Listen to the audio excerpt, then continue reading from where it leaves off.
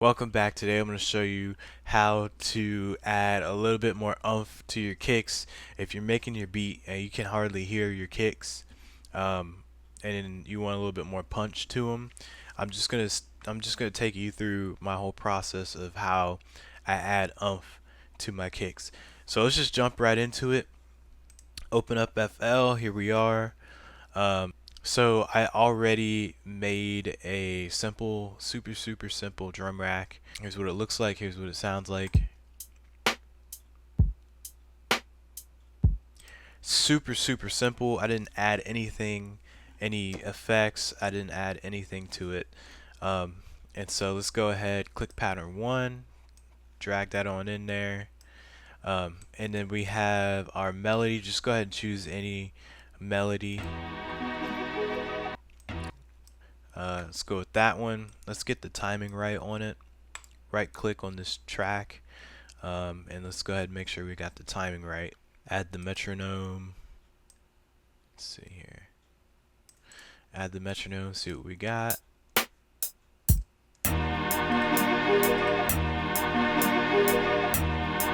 Okay, so timing is good. Let's play it all together.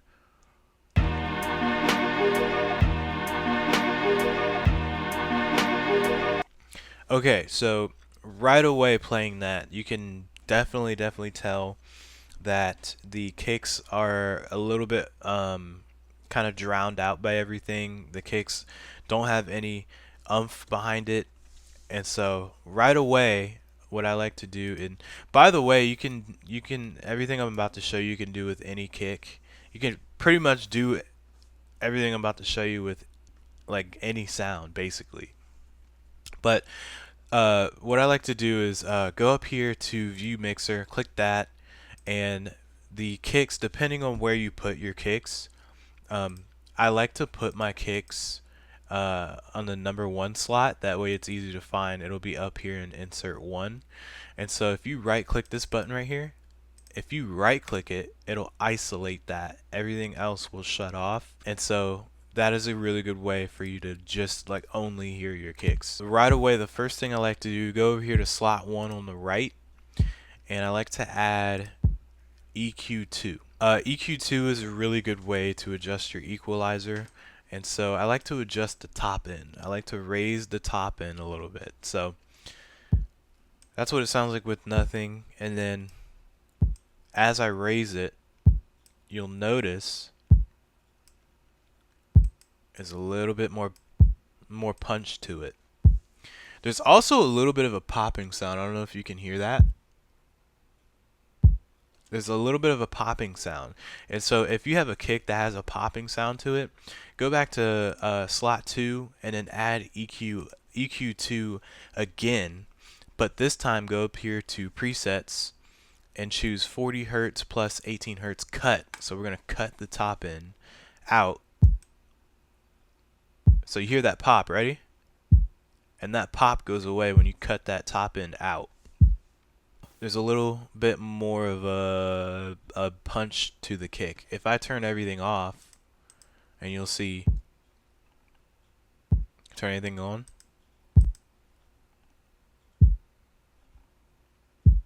back off. So right away, I mean, honestly, you could just leave it like that, but we're gonna go further.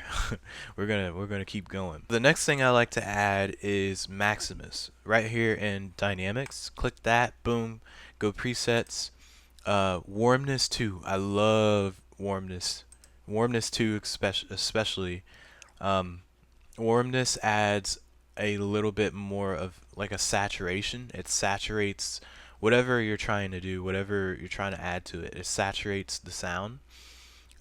It may be a little overpowered. Let's see what we have.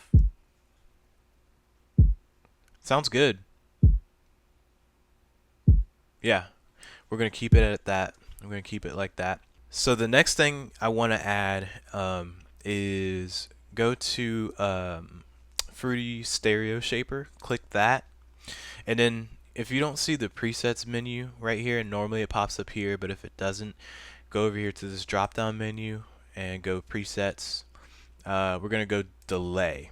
I love doing delay because it delay adds an immersiveness to whatever you're adding it to. I would be very careful with delay. I would stay away from, unless you know what you're doing, I would stay away from adding delay to a melody.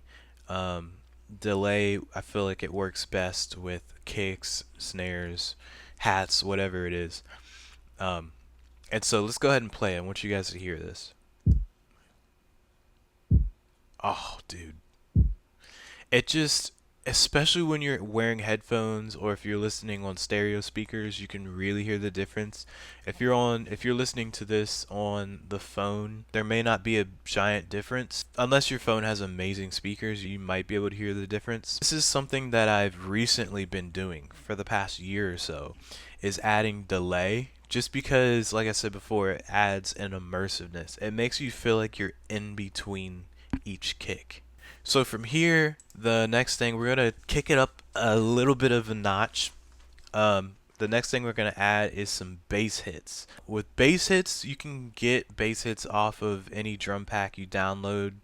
I would just search, honestly, any like hip hop drum kit should have bass hits or just 808 bass. So I'm gonna go ahead and add this bass hit. We're not going to play this entire thing throughout. What we're gonna do is we're gonna back up each kick with a bass hit. And so there's a kick there, there's a kick here. So we're gonna add one there, we're gonna add one there, boom, just like that. And then I like to make it a tad bit smaller. Okay, so I'm going to play this and you're going to notice a very loud popping sound. Very loud.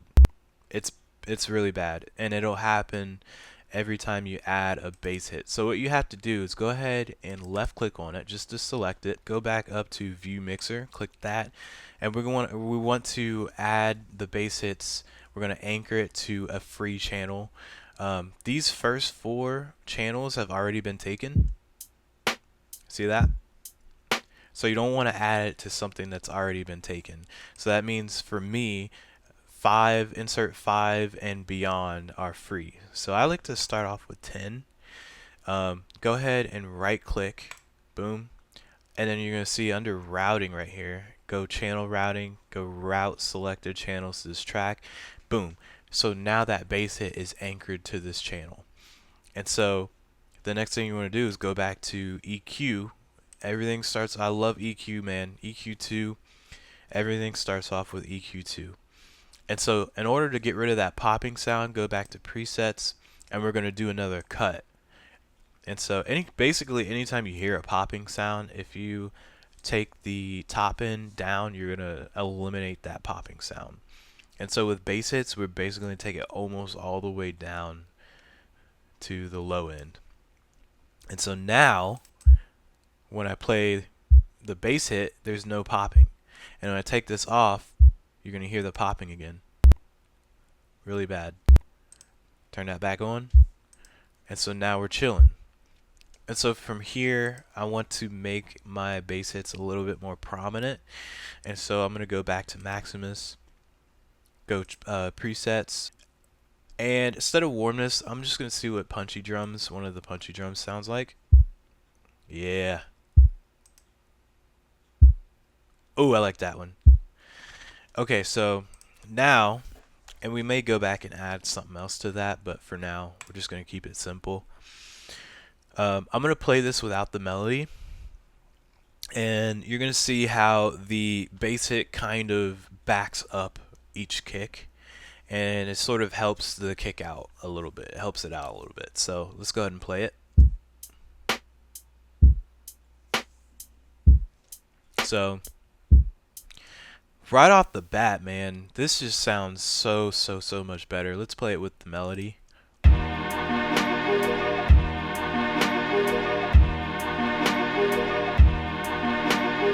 So the next thing that will also help kind of hear your kicks a little bit better is the melody that you chose. Sometimes the sound of the melody will drown out all of your instruments, and so we're gonna left click select this melody, go back to view mixer. We're gonna select another open channel, one that's not occupied. Right click, channel routing, route selected channels to this track. And so now the melody is on this channel. So this is a very loud sample, and so it's gonna naturally drown out the sound of the instruments. So we're gonna go back. Guess what? EQ2, baby. Always EQ2. I'm gonna cut a little bit of the top or the bottom end out. And then we're gonna add another one.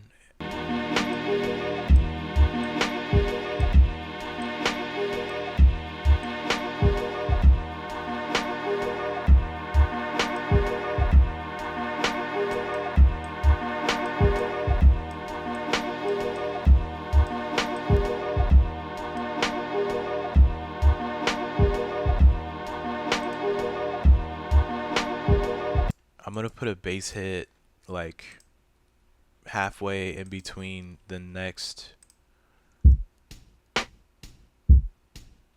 like right here, maybe. Yeah.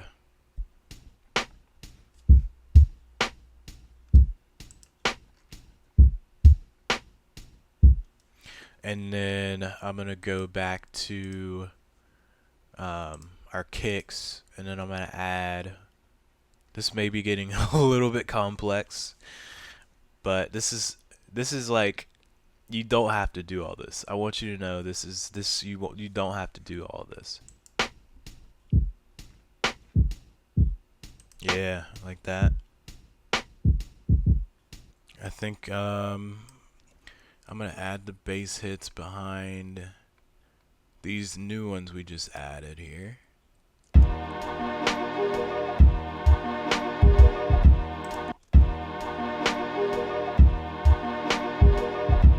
Yeah. That's pretty much it, man. I might make a separate video concerning like snares, like how to improve the sound of your snares or your hi-hats. For now, that's pretty much all I wanted to show you. I just want to show y'all where we went from. We went from this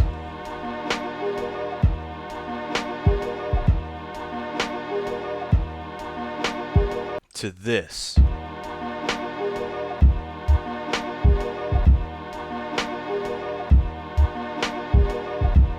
I could listen to that loop all day. I hope this really helped y'all. If it did, let me know down in the comments. I'm gonna probably do another video talking about the snares.